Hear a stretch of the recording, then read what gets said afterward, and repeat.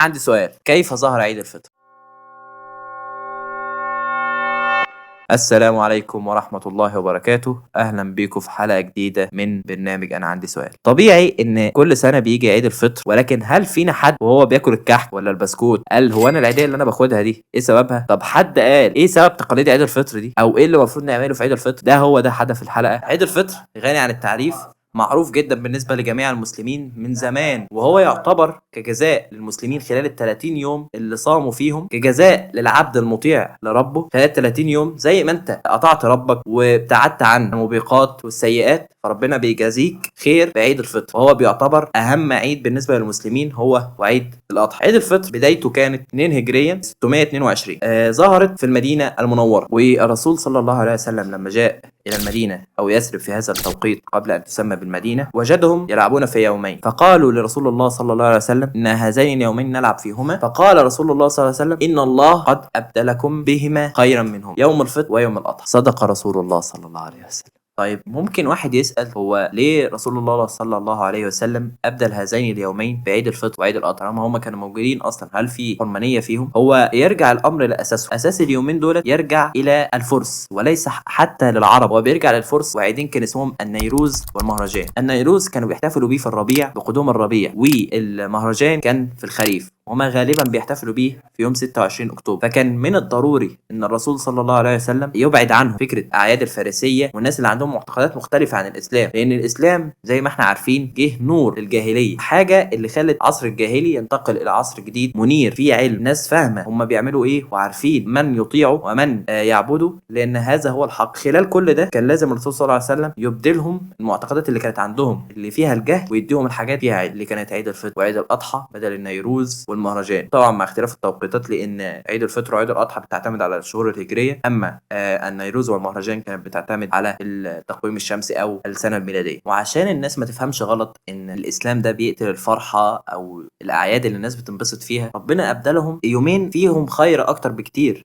من اليومين التانيين. يعني في اليومين دولت ربنا بيقبل فيهم الدعاء، وصلاه العيد نفسها فيها خير وبركه، والعادات بتاعتنا ولمة الأسرة وكل الكلام دوت، والعادات بتاعتنا بتاعت العيد فيها خير كبير جدا عن اليومين اللي هم كانوا النيروز والمهرجان، اللي أساسهم مش صحيح، وسواء دينيا أو مجتمعيا، إن هم حتى لا ينتمون للعرب ولا ينتمون للإسلام ولا ينتمون لأي حاجة يعني في شبه الجزيرة العربية بشكل عام. كانوا دايما بينتموا للفرس، والفرس عشان قريبين جغرافيا من الحضارة العربية فأثروا عليهم، ولكن الإسلام عوضهم خيرا منهم. طيب دلوقتي عايزين نعرف العادات والتقاليد بالنسبة ليوم عيد الفطر. ومن عادات الرسول صلى الله عليه وسلم والمسلمين في هذه الفترة إن هم كانوا يبدأوا يومهم بالاغتسال والتطيب، ويتجهون للصلاة، ويذهبون من طريق ويعودون من طريق آخر لتشهد لهم الأرض على ذهابهم للصلاة، صلاة العيد.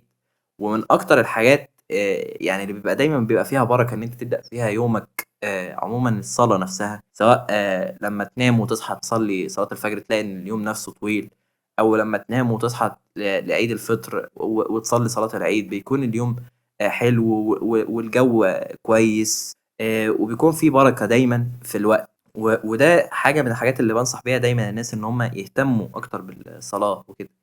بالنسبة للصلاة نفسها، بعد أداء التكبيرات والصلاة تتم الخطبة، وعلى عكس صلاة الجمعة فبتكون الخطبة بعد الصلاة. ولكن بالنسبة للحتة بتاعت الخطبة دي ففي أوقات كتير لما الواحد بيروح صلاة العيد بيلاقي إن الناس بعد الصلاة على طول مباشرة بيمشوا، ولكن انت ليه بتمشي؟ حتى لو المعلومة اللي الشيخ كان هيقولها او انت كنت سمعتها قبل كده او شايفها ملهاش لازمة اسمعها. حتى انت يعني يا عمي ايه، يبقى لو شايف انها غلط او كده يبقى دور عليها او انتقدها، ولكن على الاقل العلم باي شكل من الاشكال هو عمره ما هيبقى مضر، سواء المضر منه نفسه انت لو عرفته ده نفسه بيشكل نفع ليك، لان انت بالتالي عرفت العلم المضر عشان تبتعد عنه. فعمرك ما تترك حاجة زي خطبة صلاة الجمعة اللي هو بنسبة كبيرة جدا عمر ما الشيخ يديك معلومة خطأ أو تضرك في أي حاجة في حياتك. فدايما أنصح إن الناس تهتم بالخطبة. بعد الخطبة يقوم المصلين ويعودون لبيتهم من طريق آخر. ويا جماعة برضو أحب أنصحكم إن لما تبقى خلصت الصلاة أو حتى وأنت فاضي في مواصلاتك، في سكتك وأنت مروح، في سكتك وأنت رايح مكان تاني، ما تبخلش على نفسك إن أنت تسبح أو تصلي على النبي. وقال رسول الله صلى الله عليه وسلم: من صلى علي صلاة واحدة صلى الله عليه 10 صلوات وحطت عنه 10 خطيئات ورفعت له 10 درجات. صدق رسول الله صلى الله عليه وسلم. والرسول صلى الله عليه وسلم وصف الشخص اللي بيذكر عنده ولا يصلى عليه بأنه بخيل. ولأنه مش بخيل بس إن هو يقول الكلمة، لا، هو بخيل على نفسه، إن هو الكلمة دي بتعطيه ثواب هو محتاج له. يعني أعتقد الحاجة الوحيدة إن أنت ما تاخدش فيها الثواب، تحسش إن أنت عايز ثواب زيادة، إن أنت خلاص ضمنت الجنة وأعلى درجاتها. ولكن حتى الصحابة هم عارفين إن هم داخلين الجنة. كان سيدنا عمر بن الخطاب قال إن لو في واحد بس، قيل إن لو في واحد بس مش هيخش الجنة لظننت انه انا. شوف كل الصحابه دول ما كانش فيهم واحد بيبخل على نفسه ان هو ياخد ثواب زياده، مع انه ضامن ان هو يخش الجنه. فانت وانت مش ضامن ان انت تخش الجنه هتبخل على نفسك بالثواب ده؟ اكيد لا. كده وصلنا لاخر الحلقه، اتمنى اكون افدتكم باي معلومه على قد ما اقدر.